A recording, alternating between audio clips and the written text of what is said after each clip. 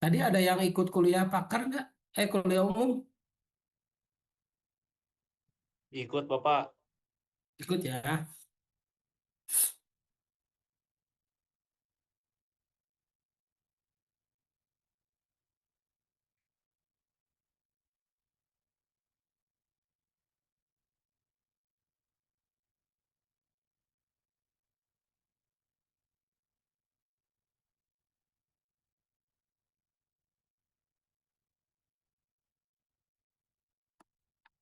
Ini nggak ada kursornya nggak nih ya?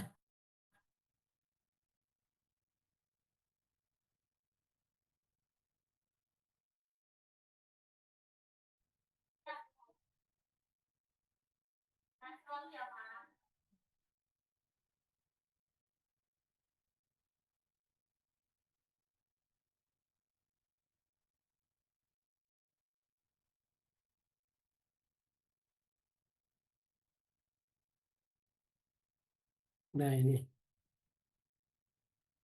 nah ini para mahasiswa ya. Oh, atas itu terkait dengan konsep dasar sistem informasi ya. Coba lihat dulu kita ya. Nah ini ya, ini pendahuluannya. Nah ini kan, nah ini ya para mahasiswa. Ini ada laporan internal ya. Jadi kemarin itu kan Bapak sudah bahas bahwa laporan internal itu adalah laporan yang bersumber ya dari dalam rumah sakit itu ya. Atau laporan internal itu adalah laporan yang diberikan kepada eh, apa pimpinan ya, direksi rumah sakit ya. Nah ini, nah dari pelayanan kesehatan di rumah sakit itu sendiri ya. Dan nanti dilaporkan itu secara internal ke direksi biasanya ya. Nah ini jenisnya ya, ada laporan lewat jalan, rawat inap, IGD, dan unit penunjang ya. Ini jenisnya. Nanti ada yang lain tinggal baca aja ya.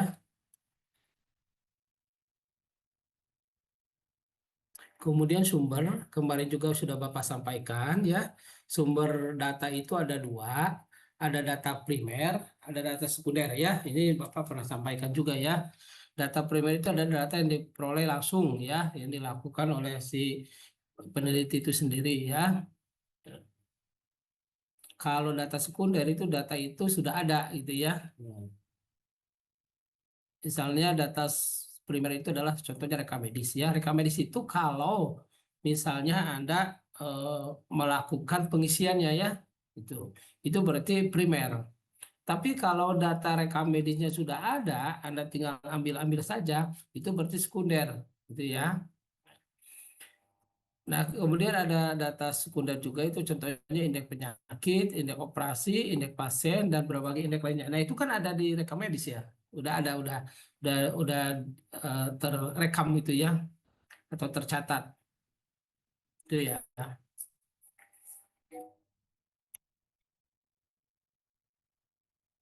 Kemudian ada laporan harian, ada laporan bulanan dan laporan. Ini para mahasiswa yang Ukomnas tahun kemarin ini muncul laporan ya. Eh, Kalau Ukomnas yang sekarang itu nggak muncul ya. Soalnya kan soal Ukomnas itu kan eh, Bapak koreksi ya. Jadi satu soal sampai 180 soal itu ya. Kita periksa satu-satu, kemudian dikali 4 ya. D3 dua paket, kemudian eh, apa D4 dua paket itu ya, kita periksa itu ya.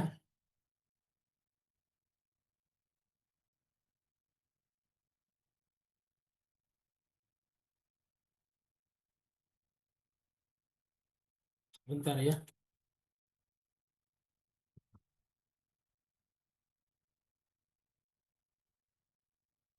Nah, waktu Bapak koreksi soal Komnas yang tahun ini eh, tidak ada ya, tidak ada soal terkait dengan laporan harian ya. Tapi tahun eh, sebelumnya, tahun sebelumnya itu ada ya laporan ya.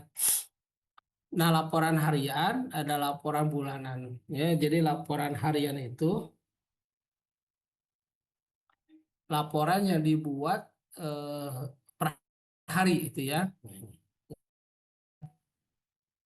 Ini contohnya, contoh eh, tabel ya, contoh tabel laporannya. Ini ada nomor ya, kemudian ada kunjungan, ada jenis pembayaran. Kunjungan itu ada dua, kunjungan baru, kunjungan lama. Kemudian ada jenis pembayarannya ada umum, ada BPJS, ada asuransi ya. Tuh. Kalau laporan bulanan itu laporan yang dibuat setiap bulan. Nah, laporan bulanan ini adalah rekapan dari laporan harian, gitu ya. Itu ya. Jadi laporan harian itu laporan yang dibuat setiap hari, gitu ya. Laporan bulanan itu adalah laporan yang dibuat setiap bulan. Laporan bulanan itu adalah rekapan dari laporan harian, gitu ya.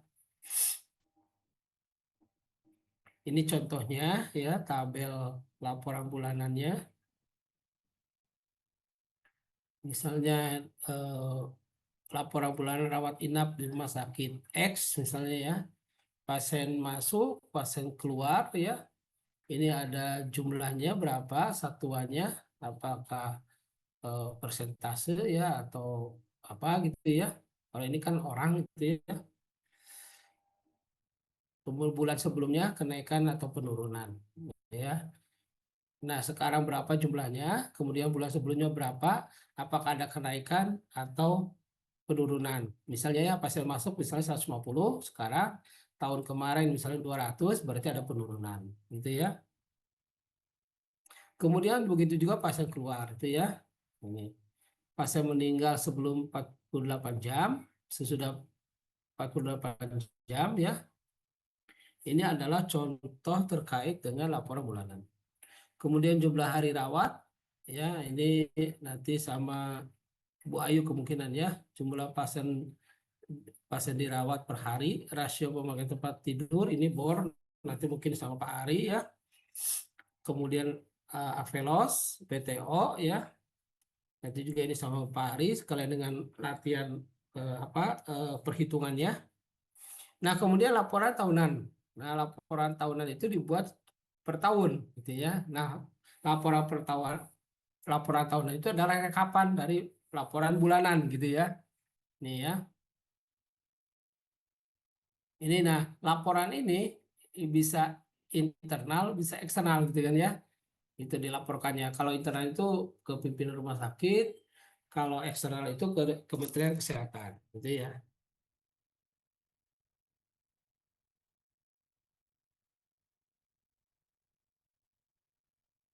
Nah, ini ada terkait, nah ini kemarin itu yang keluar lah ini ya, yang keluar ya waktu tahun sebelumnya ya.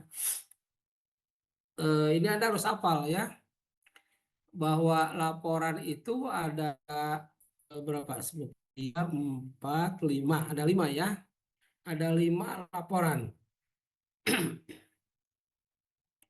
Ada RL1, RL2, eh, RL3 ya.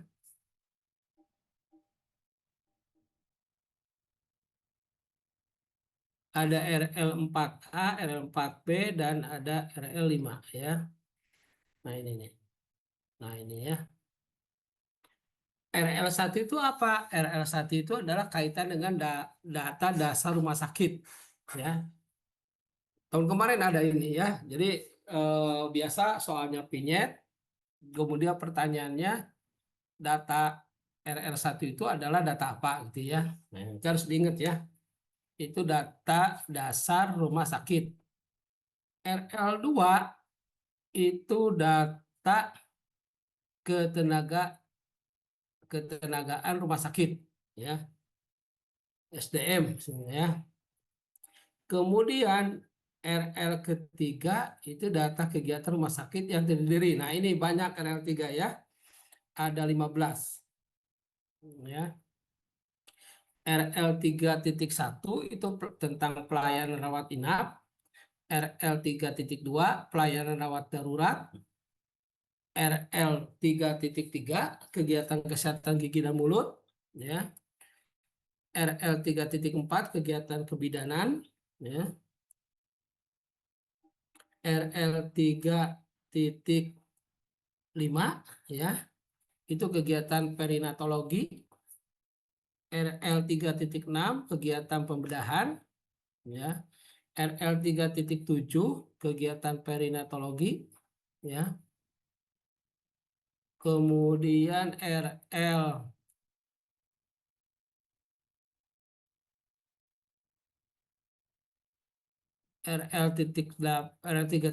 kegiatan laboratorium. Ini perinatologinya ada 2 ya, nanti Bapak cek dulu ya. RL 3.9 pelayanan rehabilitasi medik. RL 3.10 kegiatan pelayanan khusus. RL 3.11 kegiatan kesehatan jiwa. RL 3.12 kesehatan keluarga berencana. RL 3.13 kegiatan obat, penulisan dan pelayanan resep.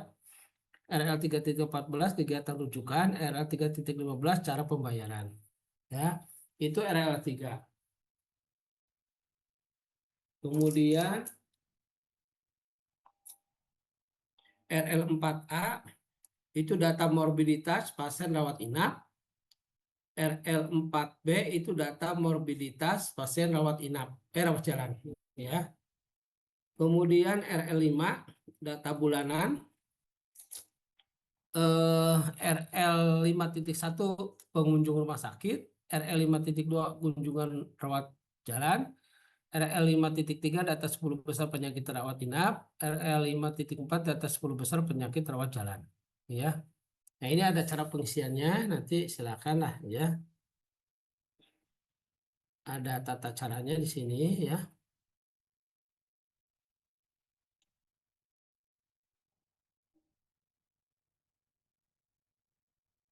Ya, para mahasiswa. Itu terkait dengan laporan ya.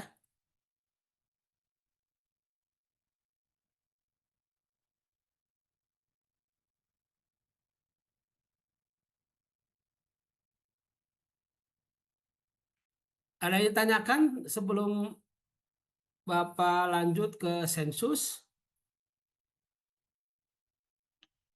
Nanti baca aja ya di sini nih, ada ya formulir-formulirnya juga ada ya.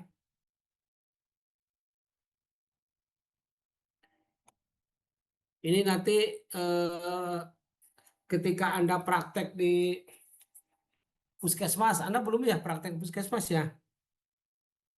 Nah, nanti Anda bikin laporan ya, cara ngisi formulir ya. Nanti dipraktekkan ini ya.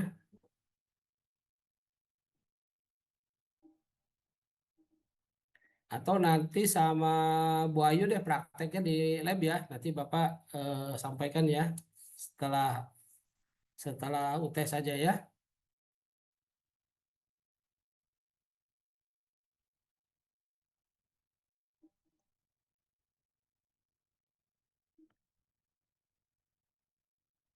Nanti Bapak cek dulu apakah formulirnya ada ya di laboratorium.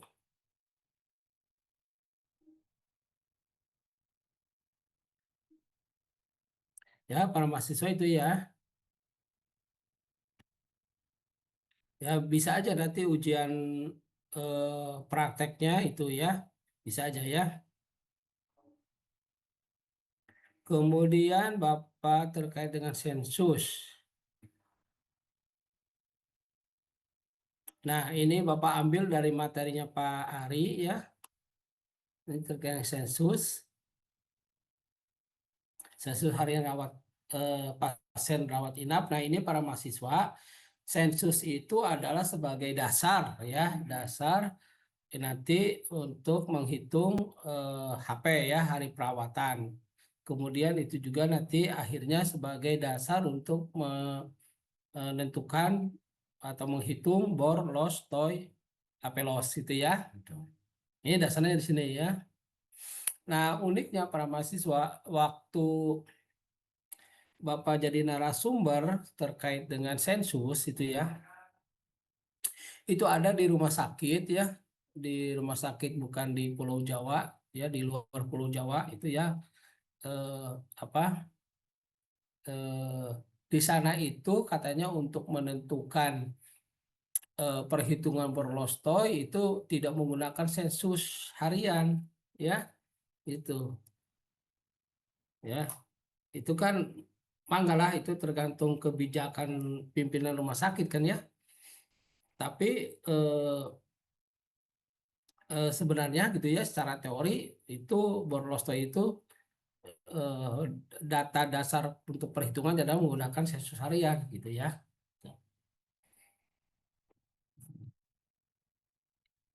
Itu ya para mahasiswa ya. Nah, apa itu sensus harian pasien rawat inap? Ya, itu adalah kegiatan pencacahan atau penghitungan pasien rawat inap yang dilakukan setiap hari pada suatu ruang rawat inap. Nah, ini berarti catatan ini adalah perhitungan laporan harian gitu ya yang tadi ya. Jadi buat secara setiap hari, berarti ini laporan harian gitu ya. Ingat-ingat tadi ya ada laporan harian, ada laporan bulanan, ada laporan tahunan. Formulir yang berisi tentang mutasi keluar masuk pasien. Jadi mutasi itu ada pasien pasien mutasi keluar masuk pasien itu ada pasien masuk ya, ada pasien keluar, ada pasien meninggal, ada perpindahan pasien antar ruangan, ada kapasitas tempat tidur ya. Ya, jadi formulir yang berisi tentang mutasi keluar masuk pasien selama 24 jam mulai dari pukul 00.00 sampai 24.00. Nah, ini terkait dengan pencatatannya ya. Jadi sensus harian itu dibuat, dicatat jamnya mulai tanggal jam 00.00 sampai jam 24.00. Nah, ini kemarin waktu TO Ukomnas ada nih ya. Tahun kemarin ada ini terkait dengan pencatatan ini ya. Ada soalnya.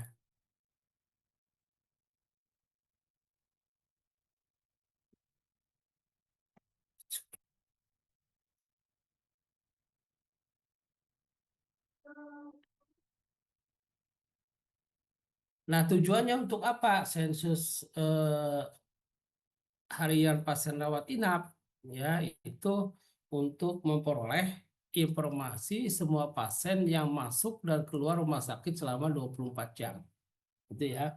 Nanti kan ada kaitannya dengan eh, tadi ya data Borlostoy Avelos, kemudian terkait dengan gizi ya, lari ke sana, kemudian terkait dengan pembiayaan gitu ya. Gitu.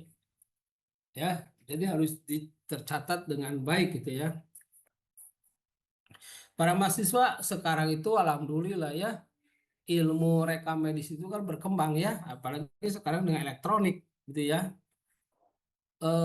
Dulu waktu Bapak jadi perawat di Yayasan Sadikin, itu kan ilmu rekam medis itu kan nggak seperti sekarang ya. Institusi rekam medis itu hanya satu dua gitu ya. Nah, para mahasiswa data pasien ini ya, catatan harian, laporan harian itu bisa dimanipulasi ya. Dulu kan Bapak perawat, perawat kan tidak tahu, bukan tidak tahu ya, tidak terlalu memikirkan itu ya terkait dengan sensus itu kan ya. Kita hanya merawat pasien yang memerlukan perawatan itu ya, kemudian setelah dianjurkan pulang pulang itu kan. Nah, kita tidak tahu apakah pasien yang datang, pasien yang pulang itu tercatat atau tidak, gitu kan ya. Karena apa para mahasiswa? Karena dulu masih manual, jadi banyak oknum-oknum yang eh, memanfaatkan terkait dengan data ini. Jadi Bapak dulu pernah ini ya, pernah punya teman gitu ya. Jadi si pasiennya itu tidak dicatat pulang, tapi dikaburkan gitu ya. Gitu. Jadi pasien mau pulang ya, misal pasien mau pulang, kemudian kan dihitung tuh biayanya berapa gitu ya. Misalnya misalnya pasien itu biayanya harus 7 juta harus bayar gitu ya. Nah, kemudian ada oknum, sok sini ke saya aja, Bapak Ibu kalau mau pulang, sok 5 juta aja ke saya. Nah, pasien kan pasti memilih uang yang kecil kan, pasti milih 5 juta dibandingkan yang 7 juta misalnya kan gitu.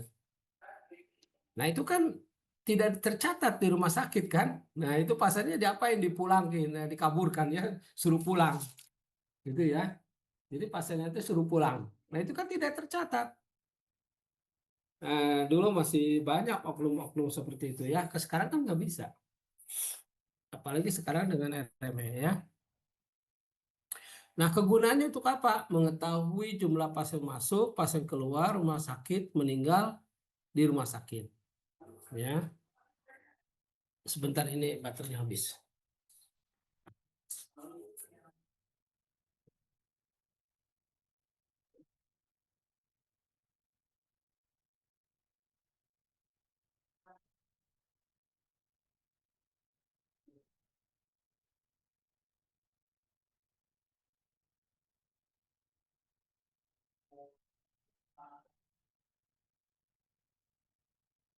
Kemudian yang kedua, mengetahui tingkat penggunaan tempat tidur. Nah, ini ya, nanti ada hari perawatan itu ya, ada BOR itu ya. Eh, Nanti sama Pak Ari kayaknya ya. Nanti ada BOR ideal gitu ya. Kemudian yang ketiga adalah kegunaannya sebagai sumber data sistem pelaporan rumah sakit. Ya, tadi Bapak sampaikan ya, kalau sumber data itu kan ada primer, ada sekunder. Kalau datanya eh, di apa ya, diambil atau dicari sendiri itu ya, itu berarti primer. Tapi kalau datanya sudah ada, itu maksudnya ke sekunder, gitu ya. Kemudian menghitung penyediaan sarana atau fasilitas rumah sakit. Kemudian yang ketiga membantu menentukan besarnya anggaran yang diperlukan rumah sakit. Ya, ini terkait dengan kegunaan. Kemudian tanggung jawab. Tanggung jawab pelaksanaan adalah pertama kepala perawat pada masing-masing ruang rawat inap. Ya, biasanya para mahasiswa setiap malam ya itu biasanya perawat yang senior ya, biasanya perawat yang senior itu keliling ke semua bangsal ya, rawat inap itu keliling. Nah, tugas kita tuh ya, ini yang buat bukan Bapak ya, yang buat itu petugas rekam medis. Tapi kan petugas rekam medis kalau di ruangan dulu dulu waktu zamannya Bapak itu nggak ada sip sore sip malam, jadi adanya sip pagi saja. Nah ya, kemudian si petugas rekam medis itu dulu bukan petugas rekam medis ya, namanya admin ya, administrasi. Dari SMA kalau nggak salah ya. Kalau di ruangan Bapak itu Pak Wahyu kalau nggak salah ya, Pak Wahyu. Pak Wahyu itu mencatat itu pasien masuk, pasien keluar gitu ya. Kemudian mencatat eh, biaya ya, biaya yang harus dikeluarkan gitu ya ketika pasien mau pulang. Nah, Pak Wahyu itu kan SMA, SMK kalau nggak salah SMK kalau nggak salah ya. Nah, dia menghitung di di hari ini misalnya, hari ini pasien itu berapa, pulang berapa, eh, masuk berapa, pulang itu bisa keluar ya, bisa pulang, bisa meninggal gitu kan ya, nah itu dihitung. Kemudian bornya diketahui misalnya 80% misalnya. Nah, kita tinggal laporkan aja. Ketika ada perawat yang keliling malam ya, biasanya jam 11 lah ya. Ke misalnya Bapak di malam. Nah, itu laporan. Biasa ditanya sama perawat yang senior itu. Berapa Kang Andi bornya? Nah, bornya 80%. Karena apa? Karena kita sudah tahu, sudah diinformasikan sama admin. Nah, kemudian para mahasiswa di setiap ruangan itu ada papan, papan bor, los, toy, avelos ada di situ ya. Nah, kalau misalnya ini bisa tunjukkan aja, benar 80% itu di papan eh, di tabel gitu ya, di papan itu. Oh, kayak whiteboard gitu. Tuh ya. Nah, admin itu nulis di sana. Gitu para mahasiswa ya. Ini kepala perawat pada masing-masing ruang rawat inap ya, dilaporkan setiap malam. Kemudian perawat atau bidan yang memutasikan pasien atau petugas yang ditunjuk oleh kepala perawatan ruang rawat inap ya. Ini sebagai penanggung jawab juga ya. Kemudian formulir sensus harian disediakan oleh unit rekamedis ya. Bapak sampaikan dulu itu eh, ilmu rekam medis itu kan nggak seperti sekarang gitu ya. Bapak sampaikan itu ya. Dulu itu SMA ya. Karena kan nggak boleh, harus minimal D3 ya. Kemudian sumber data sensus harian pasien rawat inap itu buku register pelayanan pasien rawat inap ya. Nah, mekanisme pengisiannya ya.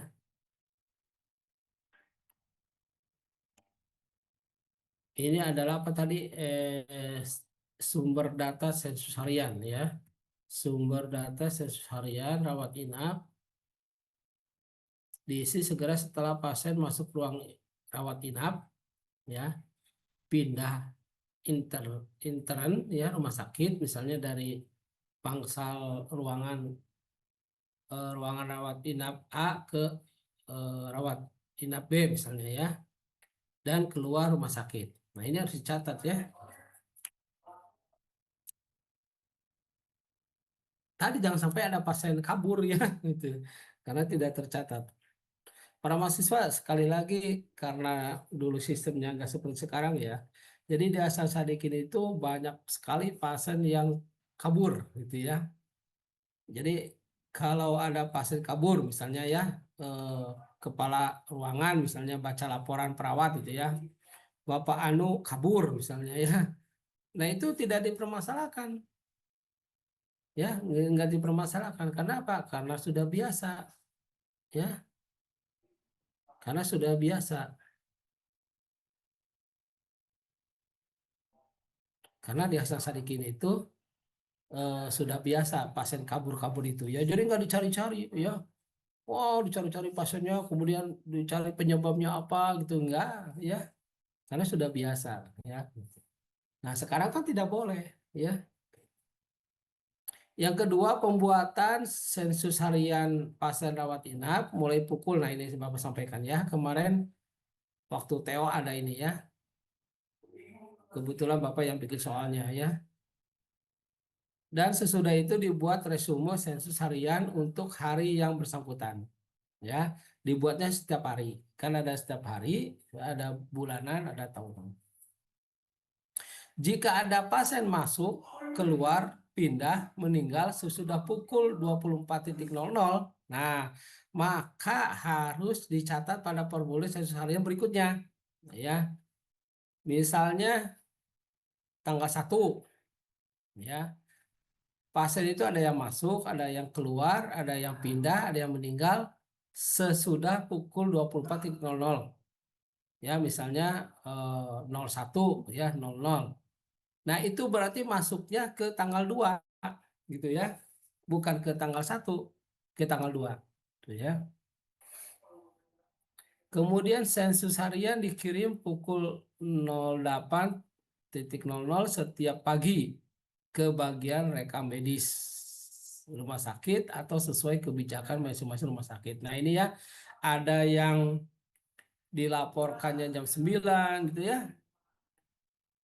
Itu tergantung rumah sakit ya, tergantung kebijakan. Tidak mesti jam 8 ya, nggak mesti.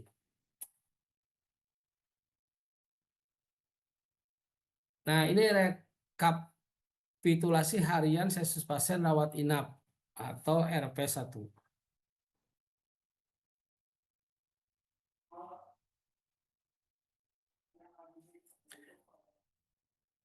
Definisinya adalah rekapitulasi harian pasien rawat inap adalah formulir perantara untuk menghitung dan merekap jumlah pasien rawat inap selama sebulan yang diterima dari masing-masing ruangan rawat inap.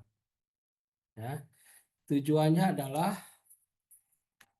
memperoleh informasi semua pasien yang dirawat di rumah sakit selama sebulan secara keseluruhan maupun pada masing-masing ruang rawat inap yang diperlukan bagi perencanaan, pengawasan, penilaian kinerja.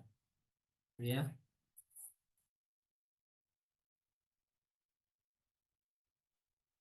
Kegunaannya adalah untuk mengetahui jumlah pasien yang dirawat selama sebulan atau 1 triwulan. Triwulan itu 3 bulan ya. Mengetahui tingkat penggunaan tempat tidur selama periode bulanan atau triwulan. Tadi ya nanti dihitung oleh nilai BOR ya, bed occupancy rate. Kemudian sebagai data dasar dalam pengisian laporan rumah sakit. Tanggung jawabnya kepala unit rekam medis dan staf unit rekam medis. Nah, ini mekanismenya. Banyak lah ya para mahasiswa, nanti baca aja deh ya. Ini rekapitulasi bulanan per eh, jenis pelayanan ya.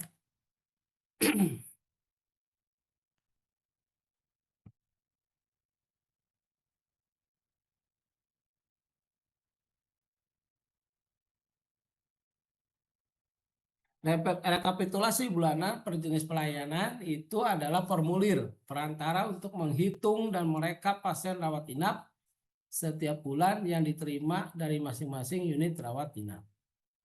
Ya, tujuannya adalah untuk memperoleh informasi semua pasien yang dirawat di rumah sakit secara keseluruhan maupun pada masing-masing ruang rawat inap dalam menunjang perencanaan, pengawasan, dan evaluasi. Ya, ini eh, kegunaannya mengetahui jumlah pasien rawat pada bulan bersangkutan, ya, tergantung yang dicatatnya di bulan apa, gitu ya.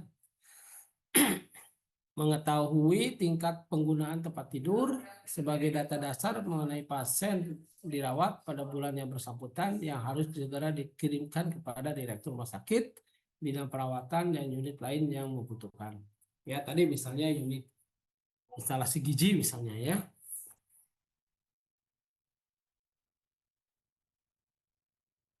Kemudian tanggung jawab itu siapa? Kepala unit rekam medis, staf unit rekam medis, unit perencanaan yang ditunjuk oleh kepala rekam medis.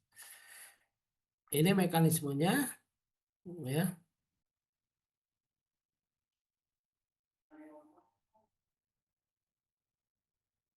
Formulir 2 ya, RP2 merupakan formulir standar yang sudah dipersiapkan terlebih dahulu. Urutan nama ruang rawat inap disusun sesuai dengan jenis pelayanan. Formulir RP2 diisi setelah rekapitulasi harian pasien rawat inap telah diisi selama sebulan. Ya. Kan tadi ini judulnya rekapitulasi ya. Nah, ini ada formulir data triwulan. Ya. Formulir perantara untuk menghitung dan merekap jumlah pasien rawat inap selama 3 bulan. Nah, itu karena triwulan ya. Triwulan itu 3 bulan. Sebagai data dasar dalam pengisian formulir laporan kegiatan rumah sakit atau RL1. Ya, RL1 itu apa tadi? Data dasar rumah sakit. Ya.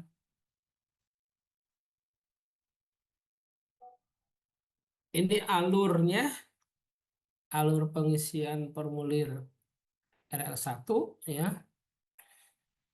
Register pelayanan pasien rawat inap, kemudian masuk ke sensus harian pasien rawat inap, kemudian direkap ya, kemudian rekap harian, kemudian rekap bulanan, rekap triwulan, kemudian laporan ekstern rumah sakit ya ke direksi rumah sakit ya. Nah ini sama Pak Ari nanti ya. Nah ini ya, atau sama Bu Ayu ya, siapa ya, sebentar. Oh iya, sama Bu Ayu ya nanti.